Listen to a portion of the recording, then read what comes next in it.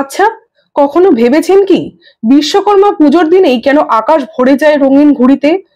দেবশিল্পীর আরাধনার সঙ্গে ঘুড়ি ওড়ানোর ঠিক কি সম্পর্ক? পুরাণ মতে মনে করা হয় বিশ্বকর্মা দেবশিল্পী ও স্থপতি। ইন্দ্রপ্রস্থ দ্বারকা থেকে শুরু করে রাবণের সোনার লঙ্কা সবই তার হাতে সৃষ্টি। এমনকি দেবতাদের জন্য উড়ন্ত রথও তিনি বানিয়েছিলেন। তাই বিশ্বাস করা হয় তার পুজোর দিনে আকাশে ঘুড়ি ওড়ানো সেই স্মৃতির প্রতীক। আবার কারণ শুধু পৌরাণিক নয়, শরতের নীল আকাশ, সাদা মেঘ, মৃদু বাতাস ঘুড়ি ওড়ানোর আদর্শ সময়। আবার সমাজতাত্ত্বিক দিকও রয়েছে। শ্রমজীবী মানুষের আরাধ্য দেবতা বিশ্বকর্মা।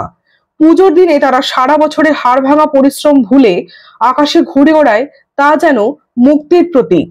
উৎসব মানেই আনন্দ, তাই শিশু থেকে বড় সবাই ঘুড়ি ওড়ানোতে মেতে ওঠে। মাঞ্জা দেওয়া, ঘুড়ির লড়াই সব মিলিয়ে বিশ্বকর্মা পুজোর সাথে ঘুড়ি ওড়ানো যেন এক অবিচ্ছেদ্য ঐতিহ্য।